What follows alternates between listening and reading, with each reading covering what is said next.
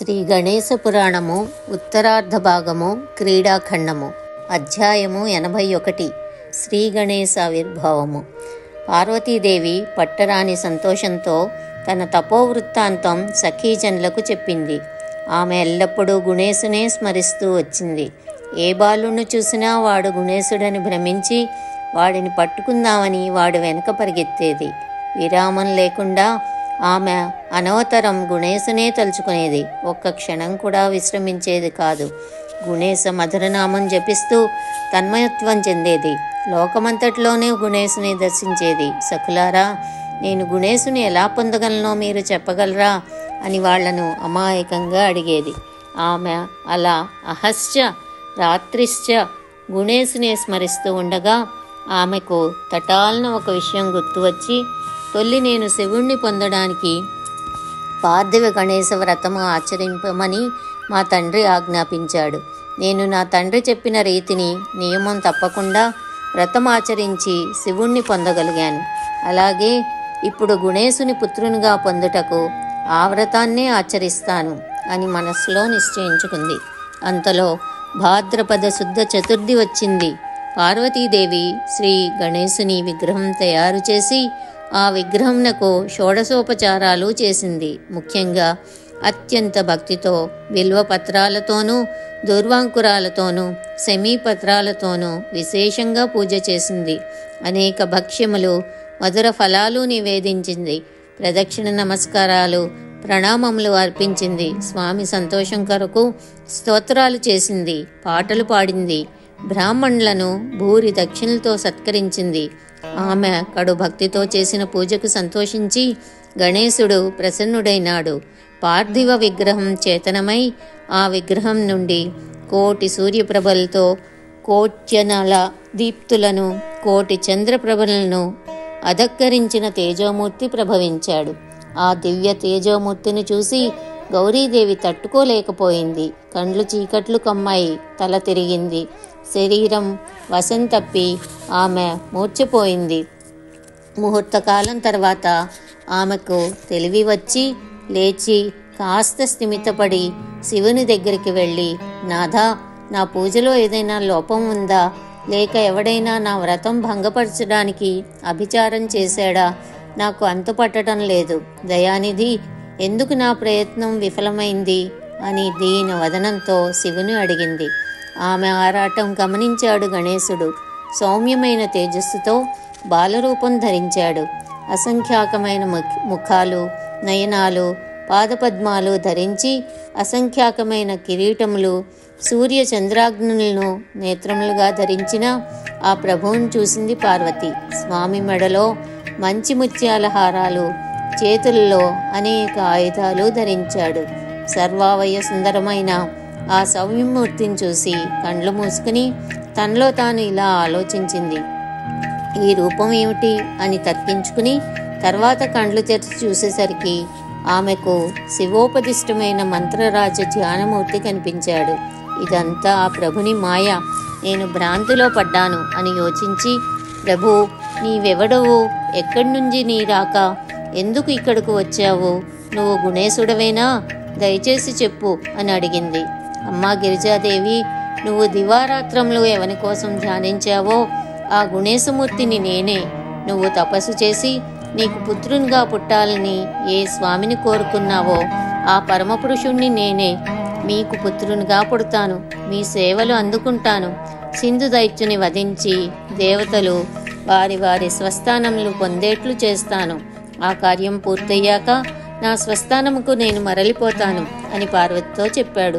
అమృతతుల్యమైన ఆ పలుకులు విని గిరిజాదేవి, ప్రభు, ఇదంతా నా భాగ్యం, నా నోములు పండాయి, నా తపస్సు ఫలించింది. అనంతకోటి బ్రహ్మాండములకు నీవే నాయకుడవు. ఈ బ్రహ్మాండములకు స్రష్టవగు నిన్ను కన్లారా చూశాను. పంచభూతములు, బ్రహ్మ, విష్ణువు, ఈశ్వరుడు, చంద్రుడు, ఇంద్రుడు, భాస్కరుడు, నక్షత్రములు, గంధర్వులు, యక్షులు, మునిగణములు, పర్వతాలు, పక్షులు, చతుర్దశ భువనాలు, స్థావర జంగమములు, సచేతన అచేతనములు, వీటన్నిటికీ నీవే సూత్రాత్మవు. ఆలస్యం చేయక నీవు నాకు పుత్రునిగా జన్మించి లాలనను అందుకోవాలని నా కోరిక అని విన్నవించింది. అంత స్వామి షడ్భుజములతో, చంద్రుని వంటి తెల్లని దేహంతో, 3 నేత్రములతో, చక్కని నాసికతో, అందమైన భ్రూయుగళంతో, విశాల వక్షస్థలంతో, ధ్వజాంకుశ పద్మచిహ్నమైన పద్మములతో, చక్కని కేశపాసంతో సుందర బాలుని రూపం ధరించి ఆమె ముందు సాక్షాత్కరించాడు. బాలుని చేసిన మొదటి శబ్దానికి, ప్రణవ శబ్దానికి భూమి కంపించింది. ఆవుల పొదుగుల నుండి వాటంతటవే పాలు కారాయి. దేవదుందువులు మోగాయి. ఆకాశం నుండి పూలవాన కురిసింది. ముద్దులొలుకు బాలుని చప్పున ఎత్తుకుని తన గుండెలకు హత్తుకుంది శ్రీమాత. ఆకారం ధరించిన పరమపురుషుడు గిరిజాదేవి ముద్దుల పొట్టి అయినాడు. బాలునికి నీళ్లు పోసింది. ముజ్జగములను లాలించి పోషించే ఆ తల్లి తన చిన్నారి తనయునకు తన స్తన్యం ఇచ్చింది. పొత్తుళ్ళు సవరించి పక్కదొలిపి దానిపై తన ముద్దుబాల్ని పండుకోపెట్టింది. గణేశుడుగా తనకు తనయుడుగా జన్మించినందుకు శివుడు పరమానందభర్తుడయ్యాడు. ఇది గణేశ ఆవిర్భావమును 81వ అధ్యాయము సమాప్తం.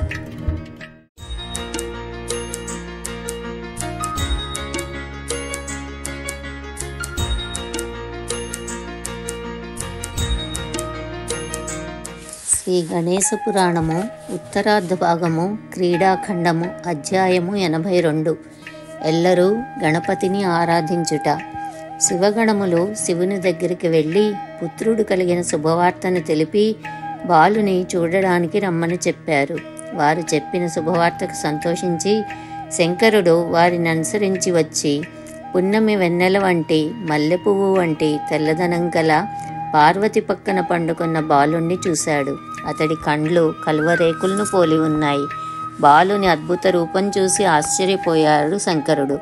ఈతడు బాలుడు కాదు, ఇతడు అనాది సిద్ధుడు, జన్మ జరావర్జితుడు, లీలా విగ్రహుడు, స్వయం ప్రకాశకుడు, గుణాతీతుడు, శుద్ధ సత్వుడు, సర్వభువనములకు సర్వజీవులకు ప్రభువు, మునిధ్యేయుడు, అఖిలాధారుడు, పరబ్రహ్మ అని చెప్పి శిశువుని చేతుల్లోనికి తీసుకుని శివుడు తన హృదయానికి హత్తుకుని సంతసించి గిరిజాదేవితో, దేవి, ఈ బాలుడు త్రిమూర్తి స్వరూపుడు, పరమాత్మ, పరబ్రహ్మ నీకు పుత్రునిగా అవతరించాడు. అట్టి మహానుభావుని పుత్రునిగా పడిసినందుకు నీవు చాలా అదృష్టవంతురాలువు అని చెప్పాడు. తర్వాత బ్రాహ్మణ శ్రేష్ఠులను రావించి వీక్షణాది సంస్కారం జరిపించి సదాచార నియమం ప్రకారం ముందుగా గణపతి పూజ చేసి పిమ్మట శుద్ధి పుణ్యాహవచనం జరిపించి మాతృపూజన పూర్వకంగా అభ్యుదయ కర్మ గావించాడు. బాలుంచే తేనె నాకించి తదుపరి శిశువును భూమిని అభిమంత్రించి గిరిజాదేవి బాలునికి స్తన్యమును కుడిపింది. పిమ్మట గౌతమాది మునిశ్రేష్ఠులు అందరూ వచ్చారు. వారిని సత్కరించి వారి ఆశీస్సులు పొందింది పార్వతి. అంత మునులు శంకర, జగదీశ్వర, అనాది సిద్ధుడు, అఖిలేశ్వరుడు అగు ఈతడు మీకు బాలుడై అవతరించాడు. ఈతడు సర్వలోక నిర్మాత, చరాచర జగత్తుకు గురువు, అంతేకాదు గురువులకు గురువు, స్వమాయ చేత అవతరించాడు. వేదాంతములకు అగోచరుడు, రవిమండల మధ్యవర్తి. ఈతడు భాద్రపద శుద్ధ సోమవారంన సింహలగ్న మందు మీ ఇంట ఆవిర్భవించాడు. గొప్ప కీర్తిని తెస్తాడు. శ్రీమంతుడు, పరాక్రమశాలి, అద్భుత కార్యములు చేయువాడు, మహాబలవంతుడు కాగలడు. తనను కొల్చి భక్తులకు సర్వ సౌఖ్యములను ప్రసాదిస్తాడు. జాతా శౌచము తొలగిపోగానే 11వ రోజున ఈతనికి బాలసార చేసి సుందరుడు అని నామకరణం చేయి అని చెప్పి మునులు వారి వారి తావులకు మరలిపోయారు. శివుడు బాలుణ్ణి గిరిజకందించి బయటకు వచ్చాడు. అప్పుడు శేషుడు అక్కడకు వచ్చి తన పడగలను బాలునికి గొడుగుగా పట్టాడు. నీటి మేఘాలు వర్షించి భూమికి చల్లదనాన్నిచ్చాయి. మాలతీ గంధం వహించి వాయువు చల్లగా వీచాడు. అప్సరోంగానులు నాట్యమాడారు. వాళ్లతో జత కలిపి గంధర్వులు పాటలు పాడారు. చారణులు విభుని సంతోషపరిచారు. మునిగణములు అరటి బోధలతోనూ పూల తోరణాలతోనూ అలంకరింపబడిన మందిరమును ఏర్పరిచి దాని యందు మృన్మయమూర్తిని నిలిపి పద్మాసనం వేసుకొని విగ్రహమునకు ఎదురుగా కూర్చుని పరమభక్తితో గుణేశ్వర నామం జపం చేస్తూ వచ్చారు. అందరూ అఖండ నామ జపం చేయసాగారు. పగలు ఉపవాసం, రాత్రులందు జాగరణ చేసి నామజపం సాగించారు. ఆ మర్నాడు యథాశక్తిగా బ్రాహ్మణులకు భోజనాలు పెట్టి దక్షిణలతో సత్కరించారు. ఈ విధంగా 10 దినములు గడిచాక 11వ దినమున ఋషిగణములు వచ్చి బాలుని నామకరణోత్సవంలో పాల్గొన్నారు. సర్వ శుభకరత్వం, సర్వ విఘ్నహరత్వం, సర్వేసత్వం వలన బాలునికి గుణేశుడను నామం పెట్టమని ఋషులు శంకర్నకు సూచించారు. ఇక మునులు ఈతడు సర్వారంభములందు ఆది పూజ్యుడవుతాడని వరమిచ్చాడు. అందరూ మునిగణములను పూజించి దానాలిచ్చారు. మునులు శివుని వద్ద సెలవు తీసుకుని వారి వారి ఆశ్రమాలకు మరలిపోయారు. గిరిజాదేవి సర్వదేవతలను పూజించింది. నాటి నుండి భాద్రపద శుక్ల చతుర్థి స్వామి పూజాదినంగా నిర్ణయించబడింది. ఆనాడు సర్వులు వారి వారి శుభావాప్తి కొరకు మట్టి బొమ్మను చేసి యథావిధిగా స్వామిని పూజిస్తూ వచ్చారు. ఉండ్రాళ్ళు, అప్పాలు, లడ్డూలు, పక్వమైన ఫలాలు రకానికి 21 చొప్పున నివేదించారు. ఎవరి శక్తిని అనుసరించి వాళ్ళు బ్రాహ్మణులను దక్షిణలతో సత్కరించారు. రాత్రులందు భజనలతోనూ సంకీర్తనలతోనూ జాగరణలు చేశారు. బంధుమిత్రులతో కలిసి భోజనాలు చేశారు. ఎవరు పార్థివ గణేశన్ని భాద్రపద శుక్ల చతుర్థి నాడు పూజింపరో వారు అనేక విఘ్నముల పాలవుతారు, పాములచే పీడింపబడతారు. అలా పూజ చేయని పాపాత్ముల ముఖం చూస్తే పాపాలు చుట్టుకుంటాయి. అట్టి పాపులు అకస్మాత్తుగా కనపడితే వెంటనే గణేశుని స్మరించి గుంజీలు తీసి లెంపలు వేసుకోవాలి. చతుర్థి పూజ మహిమ ఇంత అంతా అని చెప్పలేం. సింధు దైత్యుని దూతలు ఇదంతా శంకరాలయంలో పొంచి ఉండి గమనించి ఈ ఉదంతం తన ప్రభువునకు విన్నవించారు. ఆ సమయాన సూర్యులచే పరివేష్టితుడై పేరోలగం మధ్య గంధర్వుల గానం వింటూ అప్సరసుల నాట్యంను వీక్షిస్తూ కూర్చున్నాడు సింధువు. దూతలు నెమ్మదిగా దైత్యుని దగ్గరికి చేరి, మహాప్రభు, దక్షిణాపదాన త్రిసంధ్య అనే క్షేత్రం ఉంది. అక్కడ మేము శివుని చూశాము. ఆ ప్రాంతంలో 80,000 పుణ్యాశ్రమాలు ఉన్నాయి. ఒకనాడు గౌరీ 3 లోకాలలోకెల్లా అనుపమమైన తేజస్సు గల ముద్దు బాలుని కన్నది. బాలునకు 6 భుజములు ఉన్నాయి. ఆ ప్రాంతంలో 10 రోజులు మహోత్సవం జరిగింది. 11వ నాడు గౌరీ శంకర్లు బాలునకు గుణేశుడు అని నామకరణం చేశారు. అక్కడి కోలాహలం, వాద్యఘోషలకు మా చెవులు చిల్లులు పడ్డాయి. బాలుని సంరక్షిస్తూ 7 కోట్ల గణాలు అక్కడున్నాయి. ఒక్కొక్కడు ఒక కొండను సునాయాసంగా ఊడబెరగలడు. మేము వాళ్లతో తలబడి వాళ్ల చేతిలో కడదేరితే కనీసం నీకు ఈ వృత్తాంతం తెలిపే వాళ్ళు ఉండరన్న జంకుతో పుటాహుటన నీ దగ్గరికి వచ్చి వేశాము అని దూతలు విన్నవించారు. ఇలా దూతలు విన్నవిస్తూ ఉండగా ఆకాశం నుండి ఒక వాక్కు వినబడింది. ఒరే సింధు దైత్యుడా, నువ్వు మిన్ను కన్ను కానక మిడిసిపడుతున్నావు. నిన్ను సంహరించడానికి ఒకడు అవతరించాడని తెలుసుకో. ఆ పలుకులు విని సింధు దైత్యుడు, ఎవడ్రా కూసింది, వాణ్ణి పట్టుకోండి, చంపండి అని క్రోధావేశంతో బిగ్గరగా అరిచి నేలపై పడిపోయాడు. 2 దూతల్లో ఒకడు పైకెగిరి కింద పడ్డాడు. 2వ వాడు పారిపోయాడు. భూమిపై పడి చేష్టలుడిగిన సింధువు గుండెల్లో దడపట్టుకుంది. కొంతసేపు అయ్యాక తేరుకుని లేచి, 3 లోకాలను గడగడించిన వాణ్ణి నన్ను కడతీర్చే మనగాడెవడు? ఆకాశం నుండి వెలువడ్డవి ఉత్తి బూటకపు మాటలు. అవి ఎవడు నమ్ముతాడు? ఎక్కడైనా ఏనుగు సింహాన్ని జయించగలదా? దోమ ఏనుగుని హతమార్చడమా అని భద్రాసనంపై కూర్చుని సింధు దైత్యుడు ఆలోచిస్తూ ఉండగా వారి భృతులు అక్కడికి చేరి, ప్రభు, నువ్వు మృత్యువుకు మృత్యువు అయిన వాడవు, నీకు మృత్యువేమిటి? నువ్వు అనుజ్ఞిస్తే మేము వెళ్ళి వాడు భూమి మీద ఉన్న, పాతాళంలో ఉన్న, స్వర్గంలో దాచుకున్న వాణ్ణి బయటకు లాగి సంహరిస్తాం. దయచేసి అనుజ్ఞనీయి అని సింధు దైత్యునకు నమ్మకం కలిగించారు.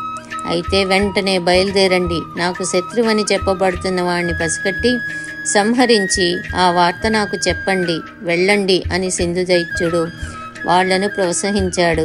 అసంఖ్యాకమైన దైత్యసేనలు త్రిసంధ్యా క్షేత్రమునకు నిగూఢంగా వెళ్ళి సింధుదైత్యునకు పరిపందగా చెప్పబడుతున్న పార్వతీసుతుని సమయం చూసి సంహరించడానికి పొంచి ఉన్నారు.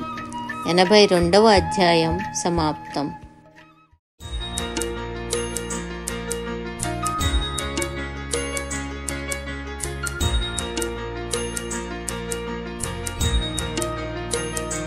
శ్రీ గణేశ పురాణము ఉత్తరార్ధ భాగము క్రీడాఖండము అధ్యాయము 83. గృధ్రాసురుని వధ. బాలుడు శుక్లపక్ష చంద్రునిలా దినదిన ప్రవర్ధమానమవుతున్నాడు. ఒకనాడు హిమవంతుడు కూతుర్ని మనవణ్ణి చూడ్డానికి వచ్చాడు. మనవడికి ఎన్నో నగలు తెచ్చాడు. అమ్మా, ఇన్నాళ్ళు నీ కోసం చూసి చూసి మనవడు పుట్టాడన్న వార్త తెలిసి పరుగు పరుగున ఇక్కడికి వచ్చాను అని చెప్పాడు.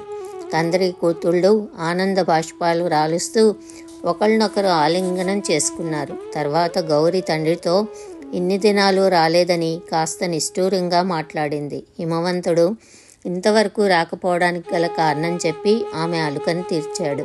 పార్వతి సమాధానపడి, తండ్రి, ఇంతదనుక నిలబడి ఉన్నావు, కూర్చో అని ఆసనం చూపింది. అమ్మా, నారద మహర్షి వచ్చి నీకు పుత్రుడు పుట్టాడన్న వార్త చెప్పగానే వెంటనే ఇటు వచ్చాను. బిడ్డ బహుపరాక్రమవంతుడని సర్వ విఘ్నహరుడని విని ఎంతో సంతోషించాను అని నగరాజు పార్వతితో చెప్పాడు. పార్వతి, ఇడిగో నాన్న నా బంగారు కొండ అని తండ్రికి తన ముద్దుల బిడ్డను అందించింది. పర్వతరాజు మనవణ్ణి తన తొడపై కూర్చోపెట్టుకుని తాను తెచ్చిన బంగారు ఆభరణాలు బాలునికి తొడిగి, అమ్మాయి, ఈ బాలుడు సామాన్యుడు కాడు. ఈ భూమిని తన మాయలో ముంచెత్తుతాడు. చంద్రుడు ఎలా తన వెన్నెలను వెదజల్లి సర్వులను సంతోషపరుస్తాడో అలాగే నీ బాలుడు సర్వదేవతలను వారి వారి స్థానాల్లో కూర్చోబెట్టి అందరినీ సంతోషపెడతాడు. మునీశ్వర్లు ఈ బాలుని పాదపద్మములను సదా సేవిస్తూ ఉంటారు. సహస్రాక్షునకు చతుర్ముఖాది దేవతలకు ఇతడే వందనీయుడు. ఇతడు సర్వకారణ కారణుడు, సహస్రపాదుడు, సహస్రాననుడు, సమిష్టి వ్యష్టి స్వరూపుడు, అనంతమూర్తి, సర్వశుభములను కలగజేసే ఈ బాలుని వంటి వాణ్ణి 3 లోకాల్లోనూ కాన్రాము. ఇతనే సాటి. ఇతని పాదపద్మములను చూసి నేను అనిర్వాచ్యమైన ఆనందాన్ని పొందుతున్నాను. ఇతడు పురాతనుడు, శుభములకు నిధి, పరాత్పరుడు. ఇలా చెబుతూ బాలుని శిరస్సును బంగారు కిరీటముతో, బాహువులను బంగారు బాహుపురులతోనూ, కంఠమును బంగారు గొలుసుతోనూ అలంకరించాడు. మొలకు బంగారు మువ్వల మొలతాడు కట్టాడు. కాళ్లకు పట్టీలు తొడిగాడు. తర్వాత బాలునికి హేరంబుడు అని పేరు పెట్టాడు. పిమ్మట తన కూతురు పెట్టిన భోజనం చేసి ముద్దుల మనవణ్ణి తనివి తీరా తడివి ముద్దు పెట్టుకుని, అమ్మాయి గిరిజ, ఇంక నేను వెళ్ళి వస్తానని చెప్పి స్వస్థానానికి మరలిపోయాడు హిమవంతుడు. ఒక రోజున బాలుడు ఇంటి అరుగు మీద పరిచిన పాన్పుపై పొత్తిళ్ల నడుమ పడుకొని తనలో తాను కొట్టుకుంటూ ఒంటరిగా ఆడుకుంటున్నాడు. ఇదే అనువైన సమయాన్ని ఎంచి గృధ్రాసురుడనే రాక్షసుడు పెద్ద గద్ద రూపం ధరించి బాలుడున్న చోటుకి వచ్చాడు. వాడు ఒక్కసారి రెక్కలు విదిలిస్తే ఆ పెనుగాలికి పెద్ద పెద్ద చెట్లు విరిగి కింద పడతాయి. వాడు నడిస్తే వాడి కాలి కింద పెద్ద పర్వతాలు పిండి పిండి అయిపోతాయి. వాడు ఎవ్వరూ దగ్గర లేని సమయం చూసి బాలుణ్ణి తన రెక్క కింద దాచిపెట్టి రివ్వున ఆకాశానికి ఎగిరి అక్కడ తిరగడం మొదలుపెట్టాడు. వాడికి బాలుని పరాక్రమం తెలియదు కదా. ఇంతలో పార్వతీదేవి ఇంట్లోంచి బయటికి వచ్చి బాలుడు పొత్తిళ్లలో కనబడినందున కలవరపడి బావురుమంది. అయ్యో, నా చిట్టి తండ్రి ఎవరో దురాత్ముడు ఎత్తుకుపోయి ఉంటాడు అని ఆక్రోశిస్తూ ఆకాశం వైపు చూడగా గద్ద తన ముద్దు బాలిని నోటకరిచి ఆకాశంలో తిరగడం చూసి బాబూ బాబూ అంటూ బిగ్గరగా రోదిస్తూ కింద పడిపోయి, నా చిట్టి తండ్రి లేకపోతే నా ప్రాణాలు పోతాయి. ఇలా మిన్ను విరిగి మీద పడుతూ ఉంటే నా స్వామి శంకరుడెక్కడున్నాడు? నాపై ఇంత ఉదాసీనంగా ఉన్నాడేమిటి? ఈ జగదీశ్వరుడు నిరాహార దీక్షతో 12 ఏళ్లు నేను చేసిన ఘోర తపఫలితంగా నా ఇంట వెలిశాడే. నేనెంత పాపాత్మురాలనో నా పెన్నిధిని నేను చేతులారా పోగొట్టుకున్నాను. హా సర్వేశ్వరా, నా బాలుడే లేకపోతే నాకు సర్వమూ లేనట్లే అని బిగ్గరగా దుఃఖిస్తున్న పార్వతి దగ్గరకు ఆమె సఖీజనులు వచ్చి, అమ్మా త్రిలోక జనని, ఏమిటమ్మా ఈ బేలతనం? మాయాతీతురాలవైన నీవు ఒక సాధారణ స్త్రీ వలె వినిపించడమేంటమ్మా? లేలే, కండ్లు తుడుచుకో. నీ బాలుడు అనాది నిధనుడు, మట్టి బొమ్మ నుండి చైతన్యుడై అవతరించిన అనాది మధ్యలయుడు, స్వయం ప్రకాశ జ్యోతిస్వరూపుడు. నువ్వు స్థిరచిత్తురాలు కావాలి. కొద్ది క్షణాల్లో నీ బాలుడు నీ ముందుంటాడు. చూడమ్మా, నీ బాలుడు అంతకునికే అంతకుడు అని పార్వతీదేవిని ఓదార్చుతూ ఉండగా అటు ఆకాశంలో బాలుడు గద్ద వీపు పైకెక్కి దానిని ఒక్క గుద్దు గుద్దాడు. ఆ దెబ్బ తట్టుకోలేక అది గిలగిలా కొట్టుకుంటూ గిరగిరా పల్టీలు కొడుతూ ఇంద్రుని వజ్రఘాతానికి పెద్ద పర్వతం విరిగిపడినట్లు కింద పడి ప్రాణాలు విడిచింది. 10 యోజన విస్తీర్ణం గల ఆ భయంకరమైన గద్ద పెద్ద చప్పుడుతో కింద పడుతూ ఉంటే చెట్లు విరిగి పడ్డాయి. చెట్లపై ఉన్న పక్షులు 10 దిక్కులకు చెల్లాచెదురైనాయి. ఒక చిన్న గాయం కూడా తగలని ఆ బాలుని చూసి సఖీజనులు, అమ్మా పార్వతమ్మ, అడుగో నీ బాలుడు అని చెప్పగా చెప్పున వెళ్ళి పార్వతీదేవి ఆ బాలుని అక్కున చేర్చుకుంది. ఆమె ఆనందానికి అవధులు లేవు. బాలుడు సురక్షితంగా ఉన్నందుకు విప్రులకు అనేకమైన దానాలు ఇచ్చింది. అమ్మయ్య, గొప్ప గండం గడిచింది అని బ్రాహ్మణులు పలికారు. అందరికీ వీర్కోలు పలికి పార్వతి బాలుని ఎత్తుకొని ఇంటిలోనికి వెళ్ళి సకురాండ్రతో, ఏమిటో అంతా ఆశ్చర్యంగా ఉంది. 10 యోజనాల మేరకు విస్తరించి ఉన్న పెద్ద శరీరం గల ఆ గద్ద ఎక్కడా? కోమల దేహం గల చిటికెన వేలెడంత బాలుడెక్కడా? వీడు అంత పెద్ద గద్దను ఎలా సంహరించాడు?